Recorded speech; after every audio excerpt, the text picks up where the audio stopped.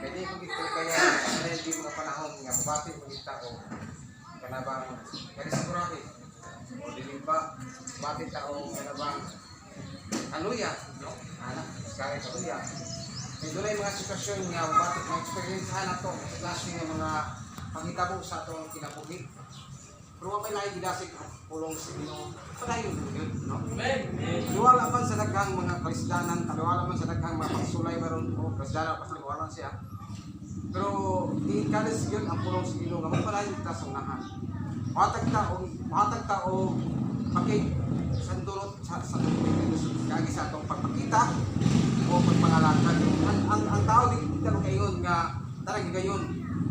Magkakaatag ta o maghatag ta sakto nga paghalipay sa tungkol. Ito na yung panahon nga dili nato kini siya mapakita ang tanan umikan sa atong kung nga pagkatawanon. Napuntay pagka masalayo pud sa atong kinabuhi. Mga gulay gapoy mga encourage pulong sa Ginoo. Kasi angay natong buhaton aron nga mapadayon ta nga tusunahan, no? Kaya ang pulong sa Ginoo kanunay pud nga nagadasig. Kanunay pud kini nagapahinumdum ka nato nga ayaw gid kaluyos pangalagad sa Ginoo. Bawat manimo na ang tanan ay kung kalimot niya, no? Kanunay lamang ka hinumduman mo among kagulingan ngadto sa Dios nga ang Dios andam, no? Andam siya nga mo tawat sa pagsa kanato. Basta magpapos lamang kita kanunay sa iyang ibakan. Kaya mo naman ang mugtong paagi sa atong pagpangalagad o sa atong pagpadayon sa pagpangalagad kaya pagpakita o kaya bang magkamapausan. Naman dahil pagkamapakita sa yun yun. Ang kita pagkagusto na ito nga ano ni?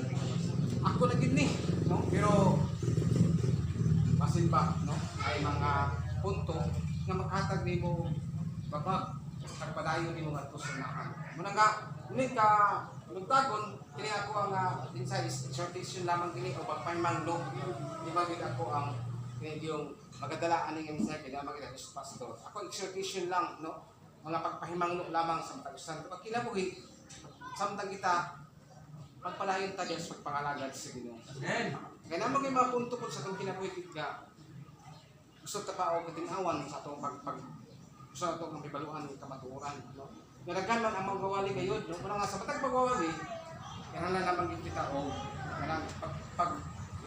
hindi ko nito kaya siguro kalimot ka wala ka doon nakita pahinumdum lamang dito na ito.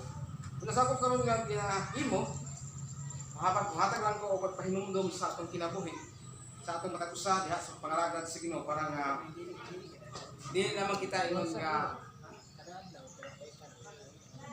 sigubad ang tabaw kadasig sa pagpalayon ng sunahan. Para itong sahiran nga, uy, wahin naman hinuon ko. Instead nga, dugay na ko nangalagad sa Ginoo, ano man nga wahin naman hinuon ko, no? Wala nga, ang pulong sa Ginoo, kanoy nagkadasig ka na to, no? Wala nga, kanoy lamang kita nga magtuon, magpahinumdum, mga pagpamatiis mga pagpahinumdum sa kamatuoran para dili ta ingon nga maulahi sumabot ng mga panahon, no? Daw ako mensahe karon bubo lamang gini kay exhortation naman pagpahinumdum lamang kanato pagpahatag nato kadasig galipon sa atong kinabuhi.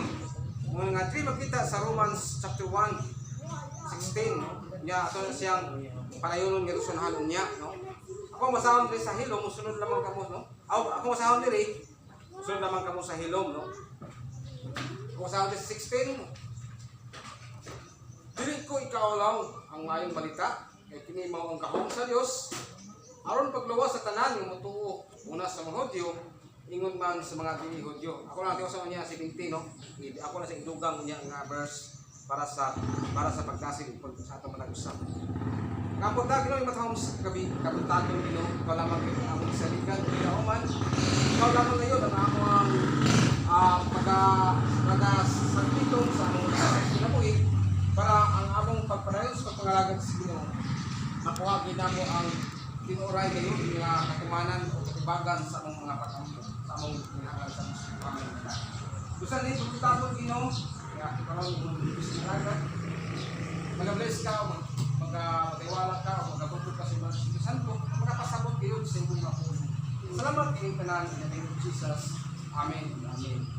Kini nga punto, kini nga books of Romans, katong kini siya o katabang himuan sa ato ang kinabuhi sa pagpahinumdum sa pagpalayan nato diha sa pangalagad sa Ginoo.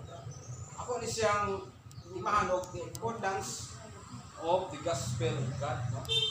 Kaya isipot ka na diri o kinahingon diri nga dili ko wala ang maayong balita, no? May pinaka siguro maglisod siguro ka kung unsa mga paagi nga dili ko ikaulaw ang pagsulti sa maayong nga balita, no? Simple ra man nato ni pagkabuhaton pero maglisod man ta ani sa pagpadayag kun ini nga sa uban, no? Dagan sa ato nga dili makapasabot o dili makalitok sa mga pulong nga makapa-encourage ko sa uban kay mabati ta kaulaw sa pagsulti, no? Mabati ta sa pagduwa sa pagsulti. Really yun na kini ato ang ginahisgutan karon. Dunay mga katawan is Ginoo nga ibindo na sila sa taas na posisyon sa ilang kinabuhi. Pero ilang gigahinan og panahon diya sa pagsulti sa pulong sa Ginoo ang mga katawan, no? Either ang mga unbeliever, ila sa sultihan, no?